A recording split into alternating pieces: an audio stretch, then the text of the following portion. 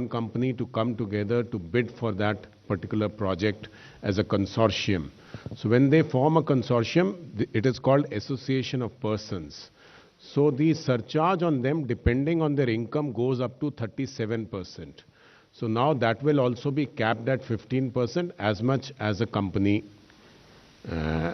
surcharge maximum is there.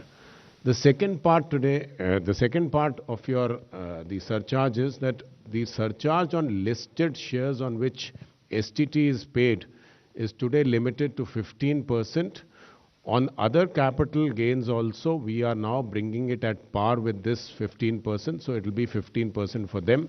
So this will be a big relief for the startup community. 53. Yeah, good evening, ma'am. Siddharth from Bloomberg. I just wanted to ask you a steep hike in capital expenditure and borrowing of 15 lakh crores. So are we safely assuming that private investment will not happen in the next financial year also? Safely assuming?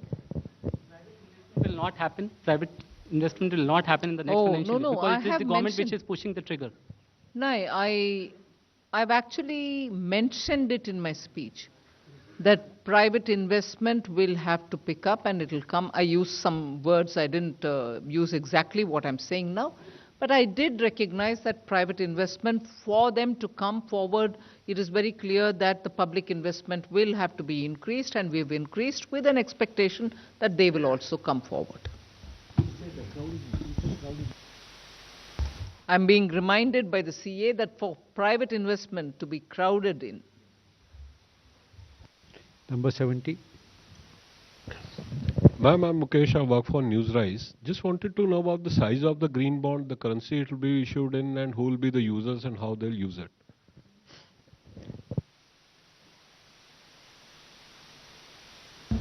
See, first of all, the green bonds are part of the overall borrowings of the central government.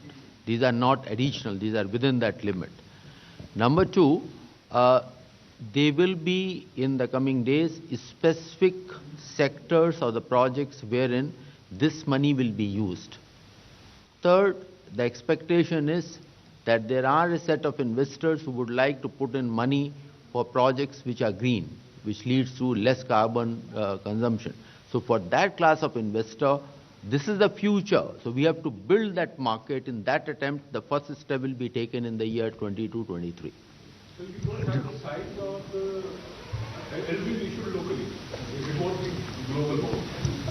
At this point of time, it is in the domestic market, and we are in a conversation with Reserve Bank of India and with the market participants, and the size, etc., will be determined in the coming weeks. I just wanted to add, because I was watching some commentary, I just wanted to make it very clear. There is no connection between the size of our capital expenditure and the issuance or non-issuance of any green bond. So whatever the size of the green bond issue may be, this is the budget and this is the total amount of borrowing. It is part of this borrowing that may come as a green bond. It is not that the green bond is a requirement or a conditionality for this budget to be executed and for the capital expenditure to happen. I just wanted to clarify that. Yes, but it will be part of the total market borrowings which have been projected in this budget of 11,58,700. So it is not over and above that. And this 1158 is not dependent on the issuance of a green. They are two separate transactions which will happen, but they are within this limit. And there is no conditionality about if this green bond doesn't get issued, then the capital expenditure may not happen. No, there is no such linkage. Just 1 minute, madam. On the Shrimi's question on the taxation, I want to clarify, it is still taxable as of today. It is not that it will become taxable from 1st of April. So I just wanted to clarify that the message should not go that it is not taxable today and becomes taxable from 1st of April. It is taxable today, but a specific regime has been brought in by the FM, which will be applicable from 1st of April.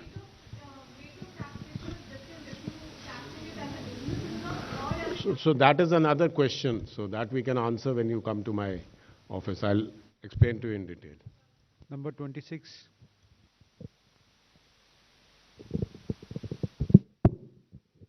Just one clarification. There is a mention of effective capital expenditure of 10.68 crore, and what I found out that it includes the expenditure, some of the expenditure towards NRDG also. So just want to understand the reason, and does that include the long-term loan given to states, like 1 lakh crore? Yes, it includes the 1 lakh capital expenditure loan given to states, because that is that is exclusively for capital expenditure. The assistance given to states is for capital expenditure alone in the form of a 50-year interest-free loan. And again, let me clarify, it was mentioned in the speech, but it perhaps has not been noticed in some quarters. It is in addition to the 4% of GDP normal borrowing ceiling which states will be allowed. So that 4% remains, 3.5 unconditional, 0.5 tied to power reforms. This 1 lakh crore is over and above that 4%. So it is additional capital expenditure money to the states. It is part of the 7.5 lakh crore which has been provided for capital expenditure. You had another point, I'm sorry. NREGA. So NREGA is classified in the government accounting system as grant in aid for capital expenditure, because it is expected that some assets are created, but it is because you seem to have some discomfort with that, and that is why we have footnoted it very transparently as to what amount of it is NREGA. So if you feel that NREGA is not a very productive expenditure, if that is your opinion, then we have allowed you to make your own calculations by giving those figures separately. So we have said provisions for also includes allocations under demand-related scheme, which would vary based on demand. So that has been indicated transparently. It is for you to draw your own conclusions. 110.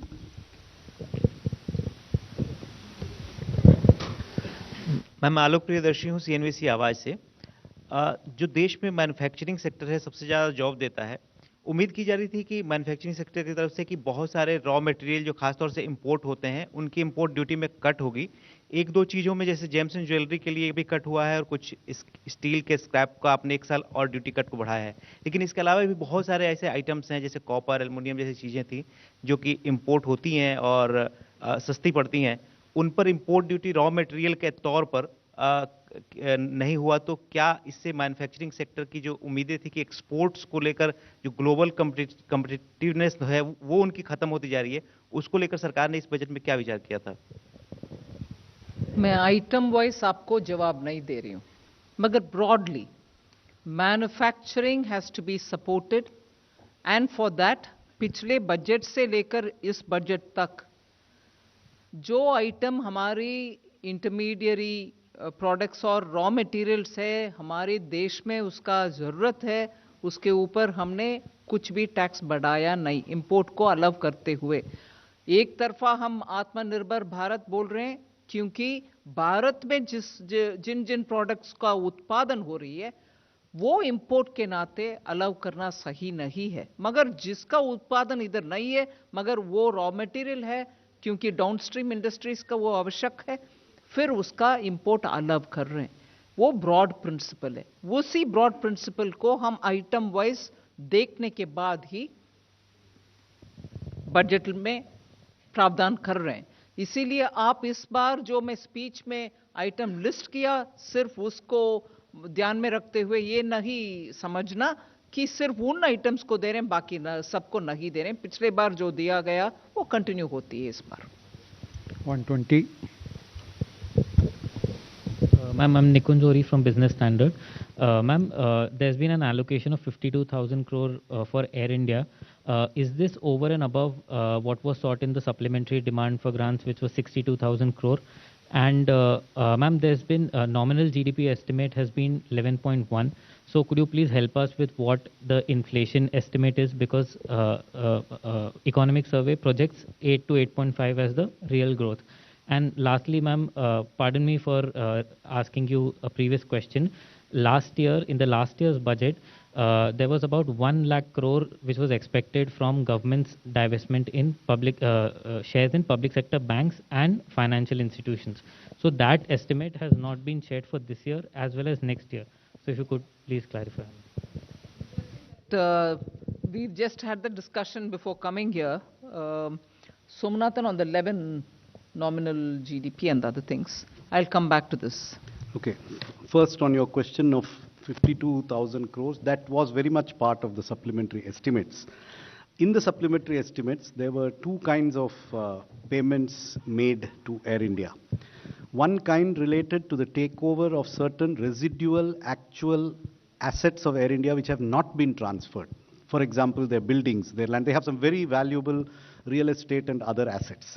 So those are part of the 62 something, they are not part of the 52. Those are actual capital assets which we retain.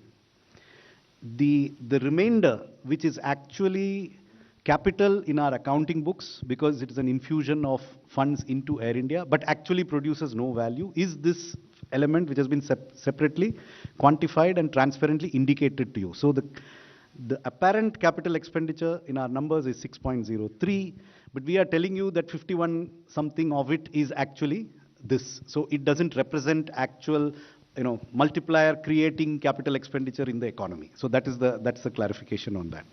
Your second point was on 11%. See, we had a very difficult job of trying to estimate the nominal GDP. Remember, what the economic survey has given you is the real GDP growth, which they have estimated at 8 to 8.5%. The first difficulty we have is that the current year's GDP, which we have taken here from the Central Statistical Organization, which came on January the 7th, is essentially an estimate which is pre-Omicron in its construction. I mean, the inputs that went, because they are a statistical organization, they don't make guesses. They went with the trends they had on the date they made the estimation, and they did not have the Omicron trends with them. So it's possible that the base that we are working, we work on an incremental basis. We take this year's nominal, add a percentage for next year's nominal. So in adding to next year's nominal, first, there is a slight discount we have made for this year's base. And then we have assumed that real growth would be somewhere in the range that the economists have given us. Could be a little lower also because of this base effect. And then we are taking the deflator. Remember here, it is not the CPI which we use for the construction of our GDP number. And even in the current year, we have a 17.6% nominal growth with a real growth in the range of 9%. Since there's a very high deflator this year, there is a possibility that next year's deflator will have a base effect which will make it lower. So taking all these factors into account, we have come to a number which is effectively, which comes to 258 lakh crores as the nominal GDP estimate. Your third point? I think that has, we do not have, I don't think we have ever said that out of 175, 1 lakh is for banks. No, it was, no, that was the, it was an entry last time because a split was done. I think the split has been done away with because it really doesn't matter, where you bring this money from. I mean, money is fungible, so it comes from this or that. Also, coming back to the question that came earlier from your neighbor on the, I think I have now understood better why she's saying what she said. So let me try to give you the answer. So if I'm understanding you correctly, but let me give you the last year's budget estimate for the fiscal deficit in absolute numbers was 15,06,000 crores. The projected budget estimate is now 16,61,000 crores. That is an increase of about 1.5 lakh crores in the amount of the fiscal deficit. If you look at the market borrowing estimates, they were 9,67,000 crores in last year's budget estimates. They have gone up by about 1.9 lakh crores in this year's budget estimates. So there is actually not much of an incongruity between the increase in the deficit and the increase in the market borrowing. What may be giving you this impression is that in this year's revised estimates, the market borrowings are lower than in the budget estimate because of an unexpected increase in small savings. So this year's small savings have been unexpectedly buoyant, perhaps because interest rates on deposits went down and these rates remained constant, but that could very easily reverse with the interest rate cycle reversing now. So we have remained, our small savings projections are based on last year's budget estimates, which were 391, they are now 425. So we have projected realistically what we expect as small savings in a normal growth without the unexpected increase that happened in the current year. So it's 1.9 growth in market borrowing against 1.5 lakh growth in the deficit. Very reasonable in my opinion. Number 10.